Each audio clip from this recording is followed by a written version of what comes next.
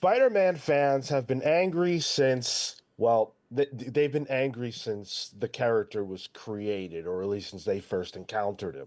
I've never met a happy Spider-Man fan in my life, but primarily speaking, they've been angry since One More Day came around and separated the marriage of Peter Parker and Mary Jane. And ever since then, it feels like Spider Man fans are just on a hamster wheel of unhappiness. They just can't get past the fact that Marvel apparently wants different things out of Spider Man than they do.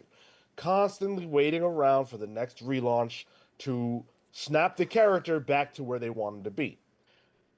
And everyone says, Marvel doesn't care about what we want. They won't listen.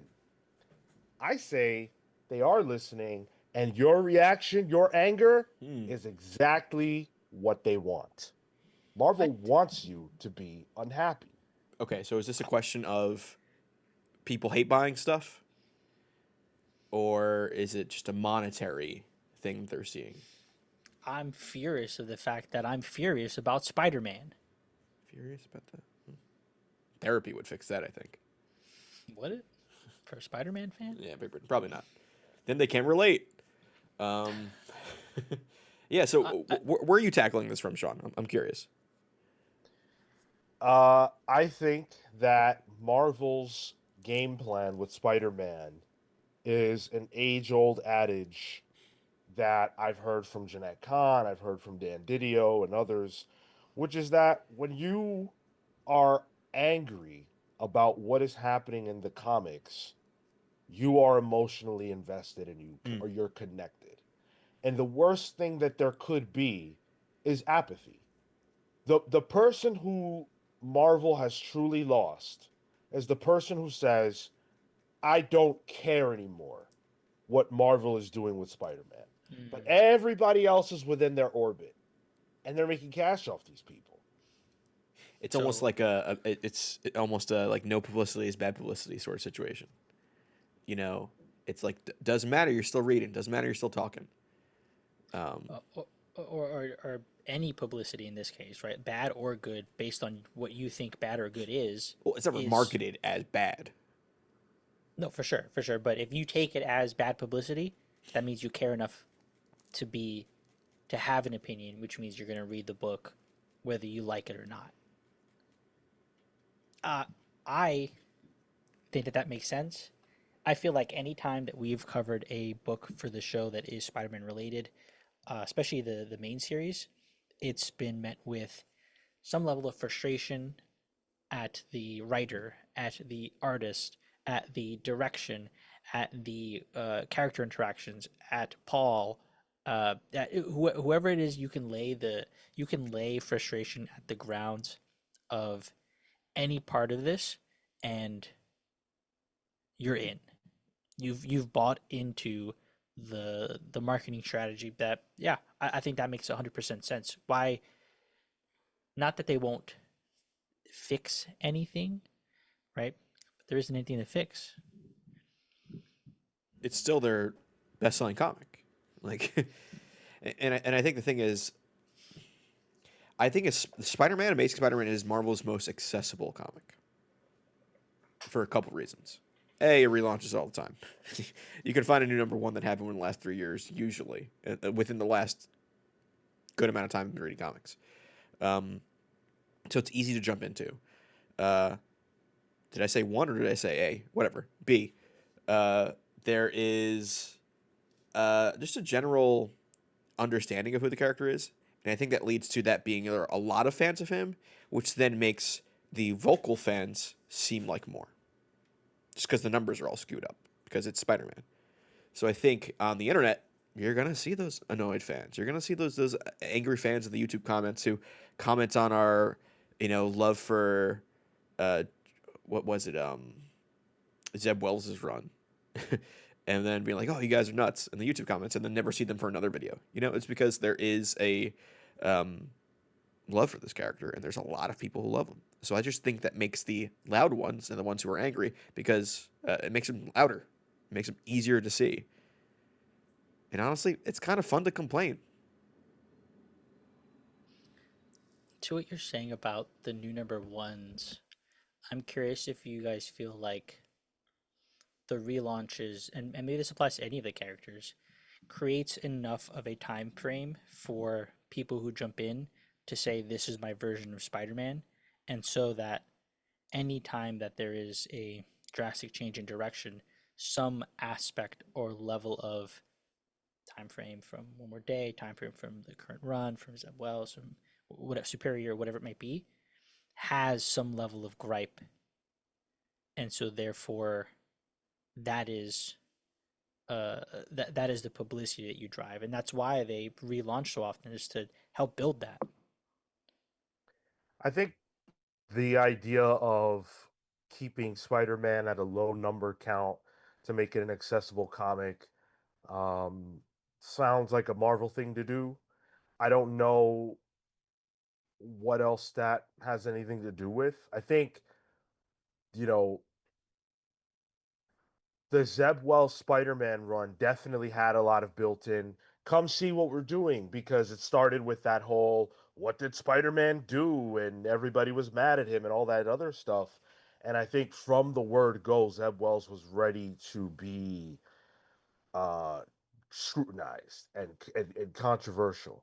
And, I think part of the reason why we don't see as much of him right now is because of that, is because of the bashing that he took from Amazing Spider-Man fans, and that's something that a lot of readers of comics don't understand.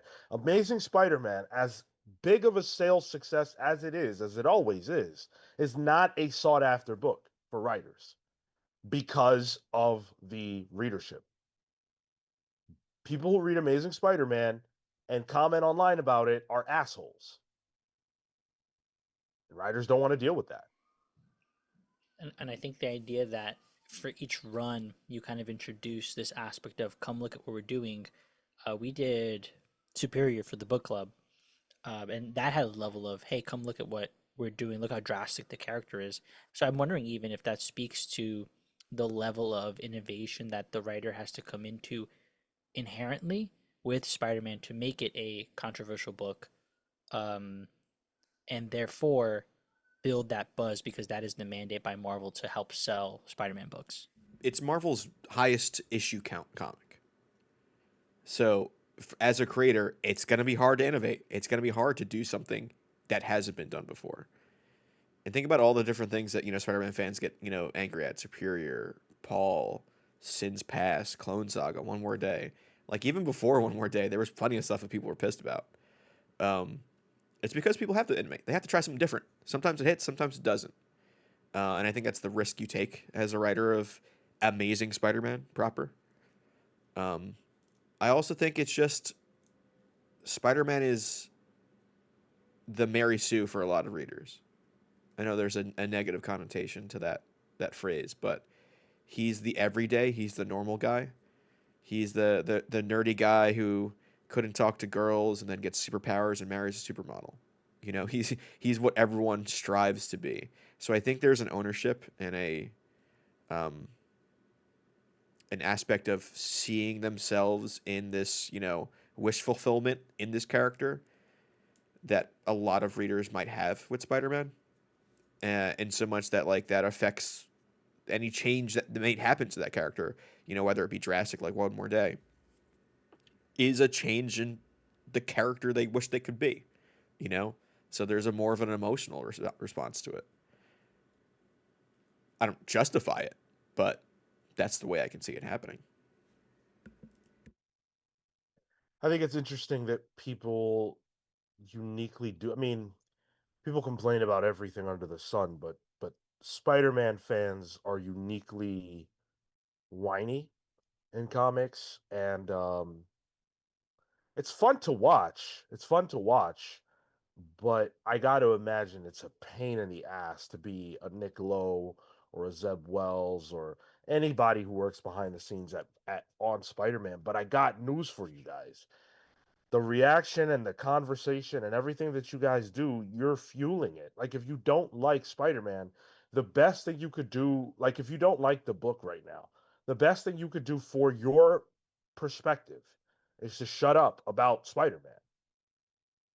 Your reaction when you get online and talk about it and everything else, is exactly what they want. It's That's exactly what they want. that's search engine optimization, baby. That gets people wanting to know what the hubbub's about. Right. That's a new Comixology purchase for somebody. That's a new Marvel Unlimited subscription for somebody.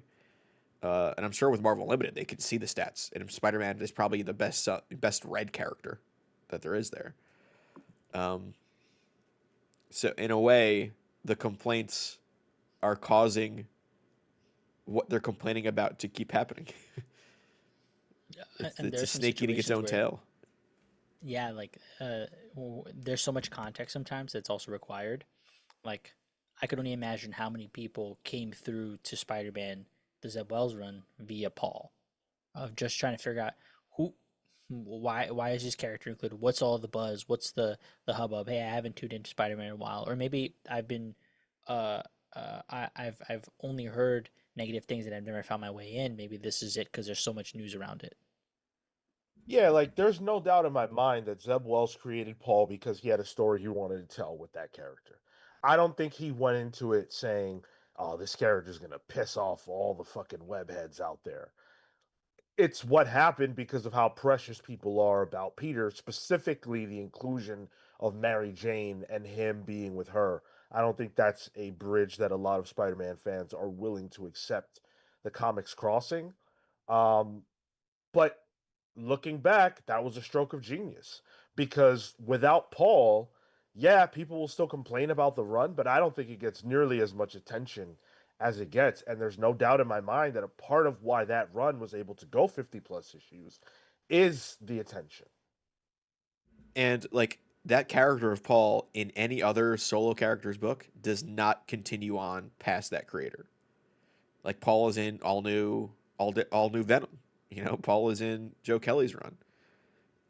He's kind of becoming a mainstay in the Spider-Man world because people talk about him. He's almost been memed.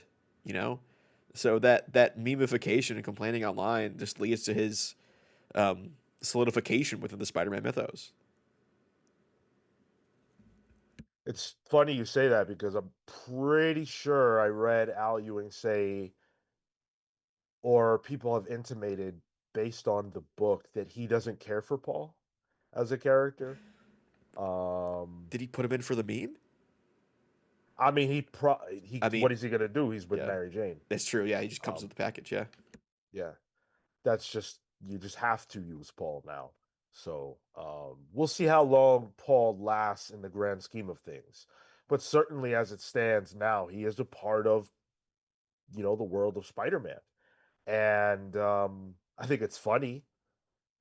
But I also think if you're a fan of the character Spider-Man and you want things to change, you cannot use the tactic that works a lot online where if you complain about something enough, it'll change. That is not going to work with Spider Man. I guarantee you, Ultimate Spider Man does not exist to appease you. Like, they didn't create that to silence the critics of mainline Spider Man. That's not why that Th- exists. It's not even how comics work. That exists just because that's what those creators wanted to do. I would argue that exists because they know they can make money off of it. Um, they know that that is a type of Spider-Man that people have been asking for, and they can do that without risking the mainline Spider-Man. So why not have both? I would go out on a limb and say that nobody at Marvel laid out that mandate. That Hickman or Cates, I guess, whatever, this is what they wanted to do. And I don't think it's a stretch to assume that, considering that Donny Cates very vehemently came out against Marvel when it comes to Spider Man. So I think that this version is what we would have gotten either way because that's what both writers believe Spider Man should be. If Marvel had, I don't think Marvel cares one way or the other. I really don't. I think if they did renew your vows, the Amazing Spider-Man Renew Your Vows book would have been something they would have continued to give us way after Secret Wars, and they didn't. Outside of the occasional Spider Verse event, but that was a Dan Slott choice at that point. Yeah, I don't think this is something that anybody at Marvel consciously thinks about because why? It's not. It, as much as people don't seem to want to be able to wrap their heads around this, it's not actually beneficial to Marvel for you to be happy with the state of Spider-Man's love life. It just isn't. Who was it? Which editor said that like he could never really, sit down and be married because the story needs to keep going? I'm paraphrasing, but A lot of people have said that behind the yeah. scenes. And you can see it not just in the way the stories are told with the characters who do not inherently come with a love interest. You can see that those characters often do not have a long-standing relationship that stands the test of time with one character. Spider-Man was never built to be with Mary Jane. He's clearly a bachelor archetype character from the word go. I mean, he didn't even What's get. an anomaly is that they ever changed that. Yeah, yeah. I mean, do you think that the just the timing of One More Day compared like combined with Spider-Man 2 and one having happened with Mary Jane as the love interest, just compounded what people expect from that character, and once they ripped it away from them, that's where the complaining started. I think to that end, it's interesting because people were coming in at a point that, to Sean's point, was the anomaly, and used that as the foundation. So That's exactly right. I think if anything, they set an expectation off of a not false moment, but off a moment that wasn't inherently supposed to happen. It was a storyline that progressed, and so being yanked away is they formed that this is my Spider-Man, and uh, it kind of spilled from there. My version of Spider-Man is the classic stuff, the 60s, and of what I've read, because I started from the beginning. You have that longevity, so the seeing where the Mary Jane, the Gwen Stacy stuff goes, those were just any other love interest for the sake of the book. But Spider-Man did get married in '87, so that would have been 20 years. The marriage was around for. So that's not an insignificant amount of time.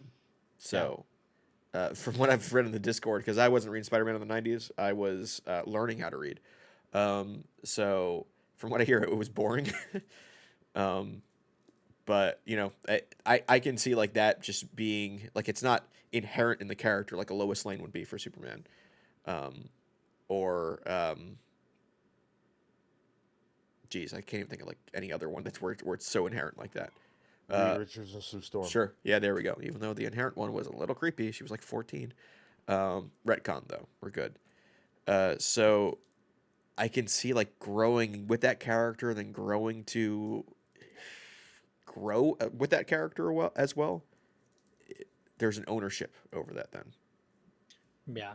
But I think to that end, right? Like it, um, while there is longevity there, it is the trope that it's hard to maintain the character that to that level of evolved, um, because it'll always rubber band back. And I'm thinking of just even the most recent Joe Kelly stuff where people were saying, "Hey, he looks too young.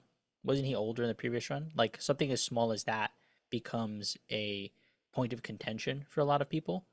And so if you imagine, then you have somebody who is locked in. He's in his 30s. He has his kids, and suddenly you rubber band him back, and he's a kid again.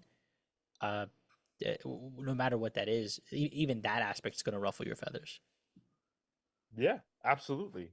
By 2007, um, Spider-Man media had like multimedia had accepted the idea of Peter and MJ and perpetuated that. So by the time all the people who are in their 30s and like early to mid 40s now were getting up there and first learning about Spider-Man and everything else, that's the relationship that we were aware of. The movies did it, the TV shows did it, everything else. But what they never did, what they never ever ever did that the comics uniquely did is end the story, quote unquote, with them happily ever after. The movies don't give you that because by the end of Spider-Man 3 they're not together. The animated series didn't give you that because he was with a clone, he finds out, and then she gets fucked off into another dimension. It's uniquely the comics. I am sure, and I've read it before, that some of the people behind the scenes knew they made a mistake, and it was just that Joe Quesada had the particular set of balls to undo the mistake. The whole idea is will they, won't they? Like that is what's um, enticing about these stories. It's the old Archie, Archie books with Veronica and Betty. It's always will they, won't they? That's the story there. Once they're together, where's the chase? Where's the conflict? And I think that conflict can sometimes get boring, especially when you're in superheroes and stuff. That's why it's interesting to see what Ultimate Spider-Man is doing now, trying to make that uh, have conflict in a way. I don't think succeeding in that sense, and almost proving the point wrong or proving the point right as to breaking them up. But yeah, I think it's something that happened. You could be angry about it, but the more angry you keep getting about these comics, the more they're going to keep doing these shocker events to not accidentally use a Spider-Man villain. I won't say that I won't say that Ultimate Spider-Man definitively proves you cannot tell interesting stories with a married Peter. But what I will say is patently obvious. I don't think anyone can dispute this if you read USM. The thing that Jonathan Hickman is the least interested in across every single plot point that exists in that book and every space of tension you could possibly utilize is the marriage between Peter Parker and Mary Jane. Flat out. 100%. Uninterested Yeah. in exploring that, and because we've been set up with it from the get-go, I feel like also the ace in the hole, the thing he has in his back pocket for to build that tension, even artificially, is they break up. That is going to be a trajectory for them to build tension where there might not be otherwise, story wise. And I think then the tension is all in the kids at this point. It's not in the relationship. It's the Yeah. fact that his son is also a Spider-Man, um, and that's where Hickman seems to be more interested in telling a story. It's not even a family book. No, what has the daughter done outside of issue 3? She Like, doesn't exist practically. So everybody thought that Ultimate Spider-Man would be the savior of Spider-Man fans. I know that it is a very celebrated book, and I'm not arguing with that, but I think if your particular proclivity is the desire to see them happily ever after, I guess you're getting your wish, your boring little wish. And I'm not talking about the whole book, I'm talking about that part of the book. There is nothing there. that's exactly my opinions on marriage in general. Well, All right, fair enough. So we're here to say if you're angry about Spider-Man, you are doing Marvel's bidding. Stop buying the book if you don't like Marvel's perspective and teach them a lesson. Unless you want to cycle that into YouTube comments and engagement for the show, then I don't mind. I'll take it. stay mad. Yeah, That's stay right. mad Stay then. mad. Stay mad. Get angry. Yeah. Hey, you're right. You know what? You're right about that. Well, leave it in the comments if you think we are right or wrong or whatever your opinion is. Please do leave them in the comments. And we'll see you in the next one. Take care, guys.